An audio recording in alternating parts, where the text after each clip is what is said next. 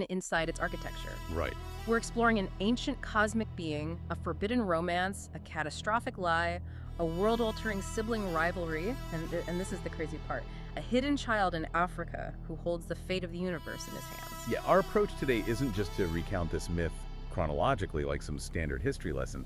We want to analyze why ancient humans invented these specific grand tropes to explain their reality. Myths use the vast stage of the heavens, the stars, the sun, the oceans, to make sense of incredibly grounded, messy human complexities. We're going to look at the anatomy of a lie, the economics of war, inherited trauma, and really how the flaws of the gods perfectly mirror our own daily struggles. So let's set the backdrop, going all the way back to the origin.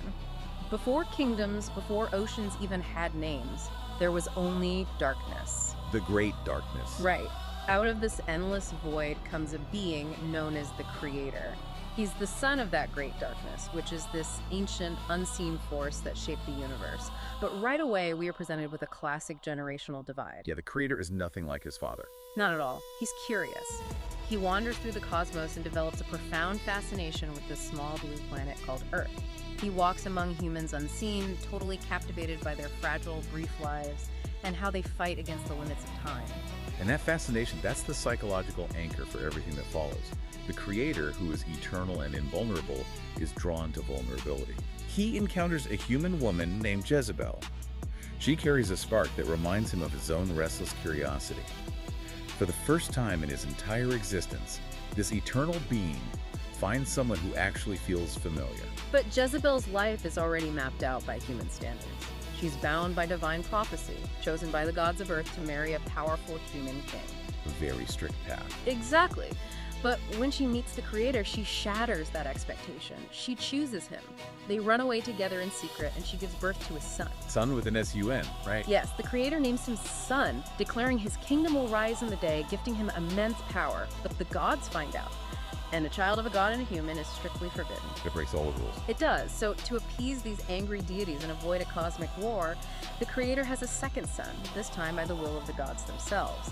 And this child is named Moon. The contrast in their origins establishes the core tension of the entire myth. Well, Sun is born of genuine love and rebellion, but because of that, he has to be hidden.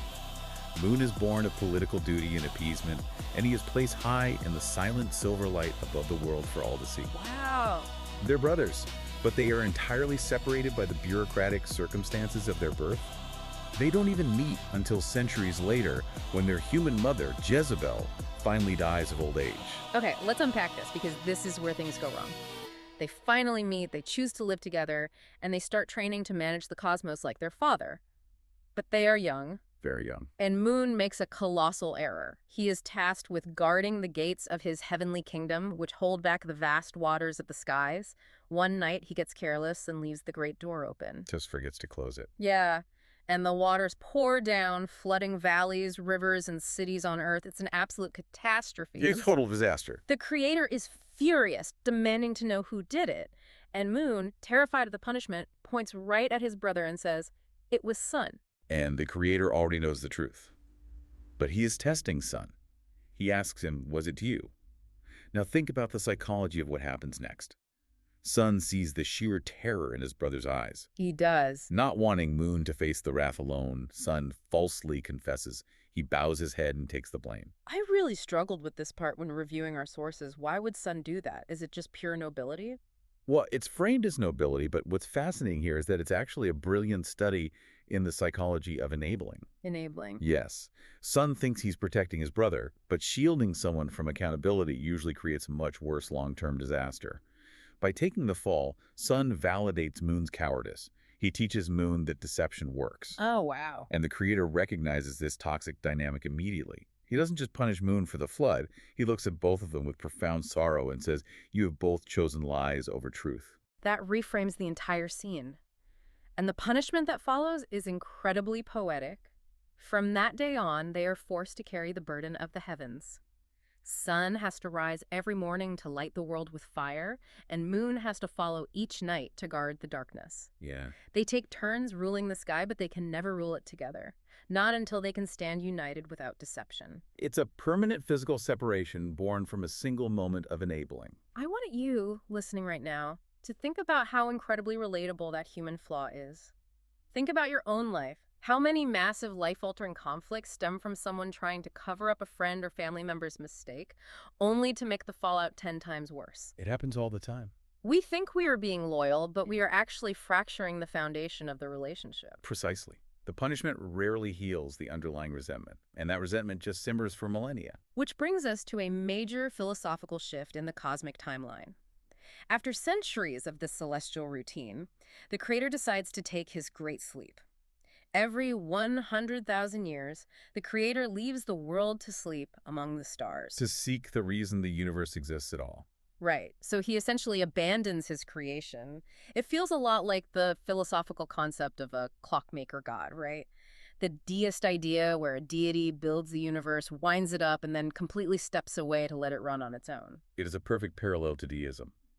The Creator steps back, leaving the intricate machinery of the world in the hands of his deeply flawed children. Before he leaves, he divides the lands on Earth. Sun gets the ultimate promised land, golden fields, endless fruit, peaceful animals. Moon returns to his silver kingdom. But the Creator leaves them with one absolute rule. Yes, the ultimate rule. He says, never break the peace between brothers, for if one of you begins a war, I will stand with the one who did not start it. That rule sets a clear boundary, but the reality on the ground quickly deteriorates. As the Creator sleeps, generations pass on Earth. Moon's children, living in their separate lands, start to grow deeply envious of Sun's rich, protected territory. Envy is a powerful motivator. It is. We see the rise of King Vei, a descendant of Moon. His armies have conquered so much that he genuinely believes the Earth itself belongs to him by divine right. His people have hunted their own lands bare, stripped everything away, and now they are staring hungrily at Sun's golden kingdom. What we are seeing here is the mythology tackling the economics of war and the tragedy of the commons. Exactly. King Vei's society is built on relentless expansion and resource depletion. Once they exhaust their own ecosystem, instead of changing their habits, they justify taking someone else's. They convince themselves that Sun's abundance is an insult to their scarcity. And war, celebration, drinking, and power had clouded their memories. They completely forget the Creator's ancient promise of peace. So King Vei invades. He crosses the line. They take the golden fields, hunt the animals, and subjugate Sun's peaceful people. Naturally, Sun sees his people suffering and is enraged. He descends from the heavens to protect them. But Moon's children don't back down. Instead, they weaponize their victimhood. Yeah. They call out to their father, Moon, claiming that Sun is the one attacking them unprovoked. It is a masterclass in political manipulation. By framing Sun's defense as an aggressive offense, they force Moon's hand. Moon comes down to defend his children, and for the first time since their youth, the brothers face off in a literal cosmic battle. Fire and shadow colliding. Shaking the oceans, cracking mountains. But the absolute rule remains in effect. The Creator said his favor would rest with the one who didn't start the war. Because Moonside invaded first, the Creator's invisible power stands with Sun. In a heartbreaking final moment, Sun strikes his own brother down. Moon falls. It's a devastating victory. And the myth uses this cosmic tragedy to explain our natural environment. When Moon dies, his silver light turns deep red.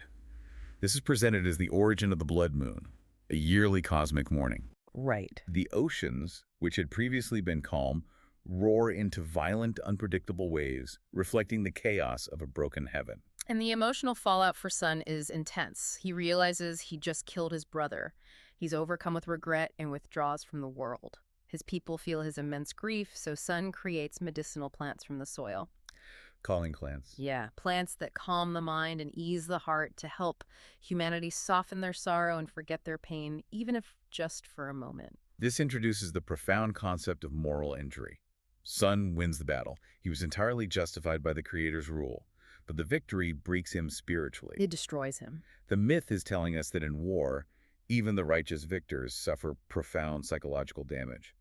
Winning doesn't protect you from the grief of what you had to do to survive. So Sun withdraws in his grief.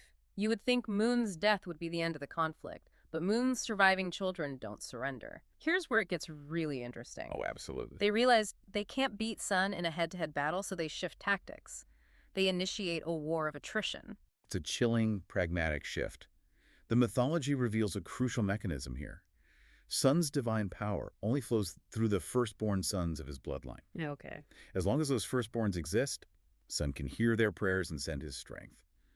So Moon's kings stop fighting armies. They become systemic assassins. Yeah. Generation after generation, they quietly and relentlessly hunt down and kill every firstborn son born to the people of Sun. It's a silent genocide, and it is terrifyingly effective. Sun's people slowly weaken because their connection to their god is literally being severed. We need to pause and acknowledge the horror of this. It goes on for so long that humanity forgets the gods entirely. That is a sociological concept